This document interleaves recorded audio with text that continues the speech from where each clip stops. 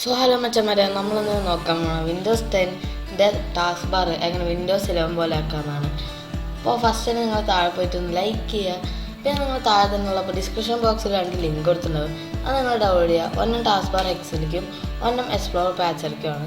അപ്പോൾ നിങ്ങൾ ആ ടാസ്ക് ബാർ എക്സ് എന്ന് പറഞ്ഞിട്ടുള്ള ആ ഒരു സിപ്പ് ഫയൽ നിങ്ങൾ അൺസിപ്പ് ചെയ്യും. അപ്പോൾ നിങ്ങൾക്ക് ഒരു ടാസ്ക് ബാർ എക്സ് എന്ന് പറഞ്ഞിട്ടുള്ള ഫോൾഡർ കിട്ടും.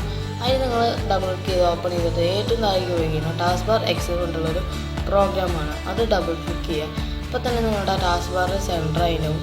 പക്ഷേ നമ്മുടെ സ്റ്റാർട്ട് മെനുവും സെർച്ച് ബാറും മാത്രം സെൻറ്റർ ആയിട്ടുണ്ടാവില്ല.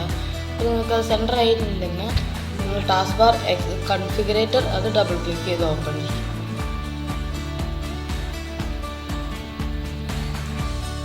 ഡബിൾ ക്ലിക്ക് ചെയ്ത് ഓപ്പൺ ചെയ്യുമ്പോൾ ഇങ്ങനത്തെ ഒരു മെനുവും വരിക. ഇതിൽ നമുക്ക് കാണാം 4 ഓപ്ഷൻ ഉണ്ട്.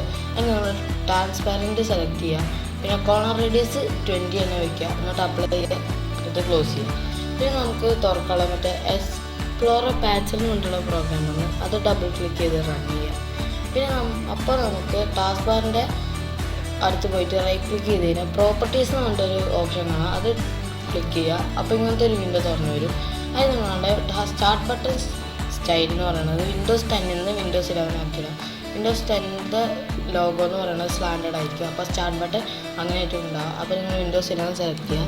പിന്നെ നിങ്ങൾക്ക് പ്രൈമറി ടാസ്ക് ബാർ അലൈൻമെൻറ്റ് അത് centered with start menu at screen edge when full അതാക്കിയിടുക.